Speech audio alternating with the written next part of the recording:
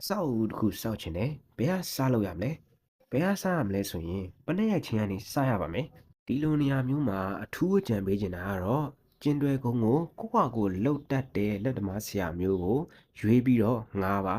ပနက်ရိုက်တဲ့အခါမှာဒီလိုငုတ်တေးကိုရင်မရိုက်ရဘူးဒီလိုမှန်ပနက်ကိုအရင်ရိုက်ရပါမယ်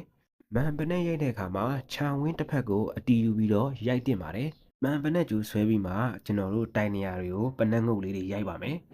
ပထမဆုံးပနက်တိုင်လေးကနေမှကျွန်တော်တို့ကခန်းပွဲတောက်လေးတွေနဲ့ဆိုင်ရာအခန်းလေးတွေကိုဖွဲ့ပါမယ်။ထောင်းနေရာကိုကျင်တွယ်ဖမ်းတဲ့အခါဒီလိုတပေနှစ်ပေကျင်တွယ်ကြီးကိုသုံးပြောင်သုံးပါ။တောင်းကကျင်တွယ်ကြသွားရင်အခန်းပွဲလုပ်လို့ရပြီ။ဒီဝက်ချမ်းလေးတွေကကျွန်တော်တို့လိုချင်တဲ့အခန်းပွဲကိုတိုင်းပြီးတော့ဖြတ်ထားတာပါ။တစ်ချောင်းကတော့ထုတ်ဘက်အခန်းပွဲကနေလာတာဖြစ်ပြီးနောက်တစ်ချောင်းကတော့ရောက်ဘက်အခန်းပွဲကနေလာတာပါ။နောက်ထပ်ကိုလိုချင်တဲ့အခန်းပွဲလေးတွေကိုလည်းဒီနည်းတိုင်းပဲချဲ့သွားလို့ရပါတယ်။လူကြီးမင်းတို့ဘက်မှာရောပနက်ရိုက်တဲ့အခါမျိုးမှာဘယ်လိုမျိုးအချိန်စဘယ်လိုအယူဆရနဲ့ရိုက်ကြလဲ